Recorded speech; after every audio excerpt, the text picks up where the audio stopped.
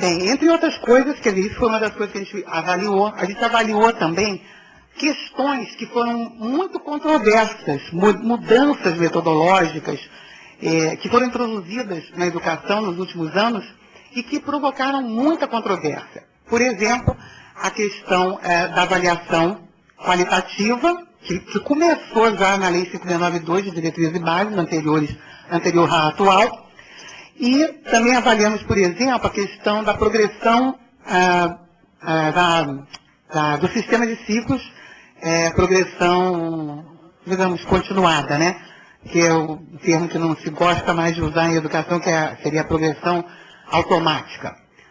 Bom, é claro que quem conhece a teoria sabe que a progressão não deve ser automática mesmo no sistema de ciclos.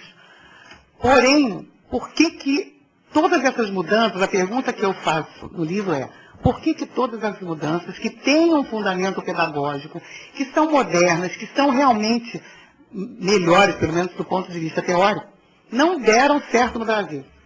Porque é exatamente nos últimos 20 anos que as maiores mudanças ocorreram e também nesses últimos 20 anos que nós tivemos a maior queda progressiva de qualidade que nós já tivemos. Uma outra coisa que a gente discute no livro já estou falando muito, tem que tomar cuidado, né? Porque vocês sabem, né? Professor é um problema, né? Se te desse um giz, né? Pois é. Então, e a gente avaliou então essa questão também. Outra coisa que eu, como professora do curso de Pedagogia e das licenciaturas na universidade, eu verificava, quando eu estava ensinando métodos pedagógicos modernos, de avaliação, por exemplo, como os professores, que eram meus alunos, às vezes a maior parte eram professores da rede privada ou pública, mas sempre ensino fundamental, como eles reagiam à questão de, em vez de nota dar conceito, porque quando a gente está numa sala de aula, né, é diferente. O aluno está à vontade para fazer suas colocações, ali ele não está sendo avaliado, ele está ali, né, então ele se sentia muito à vontade para dizer, Tânia, nossa, na maior parte das escolas que eu trabalhei, onde eu trabalho, não dá tempo da gente fazer uma avaliação qualitativa como ele for, quer dizer, como deve ser, como manda o figurino, como manda a teoria.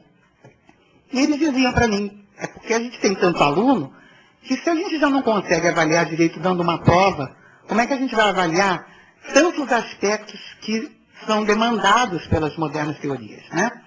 Então foi isso tudo, e mais outras coisas, eu não quero me alongar demais para a gente poder ouvir vocês, que a gente foi avaliando.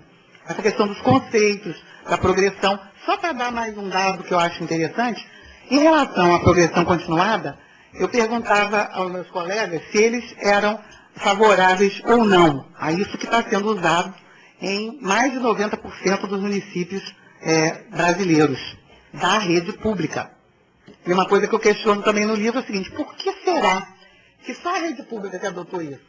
Porque vocês sabem que a rede pública tem muito menos espaço decisório do que a rede privada. A rede privada, até algumas experiências foram feitas, mas imediatamente retiradas em seguida. Então eu me perguntava, por quê? Por que só quando é obrigado que se faz isso, se é uma coisa tão boa? E os professores me responderam claramente, porque eu não perguntei apenas se eles eram a favor ou contra, porque isso é uma coisa muito simplista. Eu perguntava se eles eram a favor ou contra e por quê. E aí vejam vocês o resultado. 66% dos professores disseram que eram contra, porque consideravam que essa medida, embora válida, não tinha tido as medidas de infraestrutura necessárias para que ela possa ter sucesso. Então, os professores não estão contra o sistema de ciclo nem a progressão continuada. Eles estão contra na medida em que não se lhes dá a condição para efetivamente realizar isso na prática.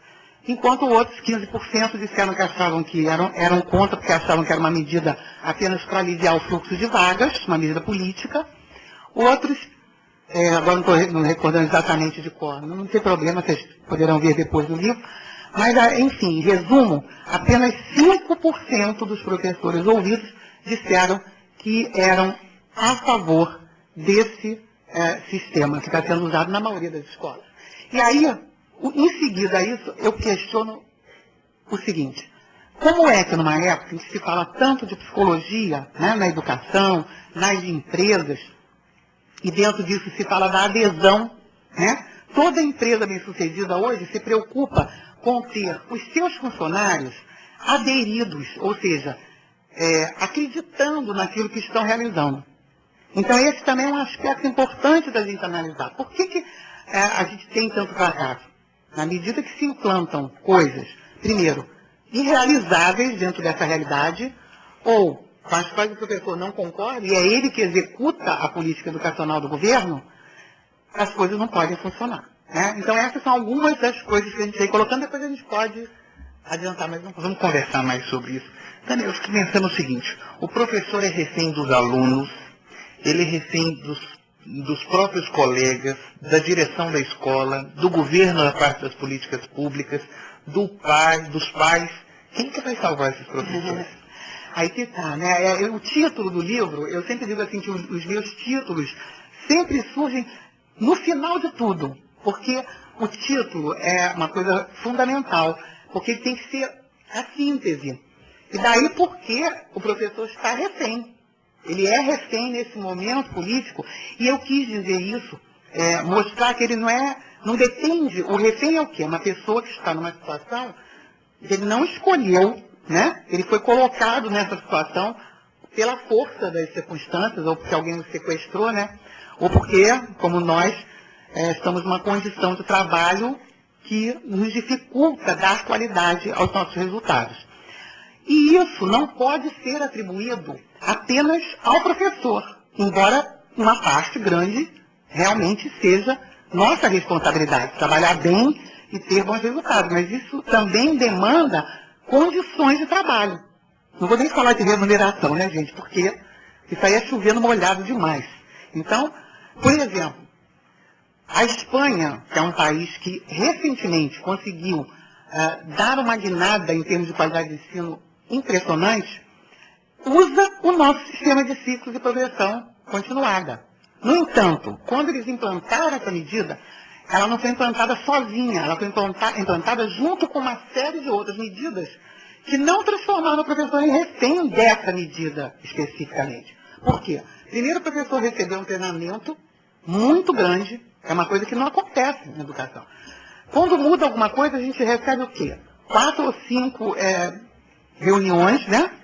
Em que a gente é apresentada a nova ideia e é mais ou menos, entre aspas, dito para a gente, vocês vão e façam. Né? Na Espanha, além desse treinamento intensivo que foi dado aos professores, também as escolas passaram a ter mais horário, né? Para que o professor tivesse mais tempo junto com o aluno, e além disso, também os salários dos professores foram substancialmente aumentados. Vocês terem uma ideia, comparando o salário de um professor hoje na Espanha e o do Brasil, em média, seria como se um professor hoje ganhasse na Espanha 10 mil reais. Eu quero perguntar para vocês aqui presentes, quantos de vocês ganham 10 mil reais? E muitos de vocês, imagino, trabalham, como a maioria dos nossos colegas, pelo menos em 2 empregos. Quem é arrimo de família, quer dizer, no caso são 28% das mulheres que trabalham fora, é que são a única fonte de renda da sua família. Essas não podem ter um emprego só se forem professoras, né?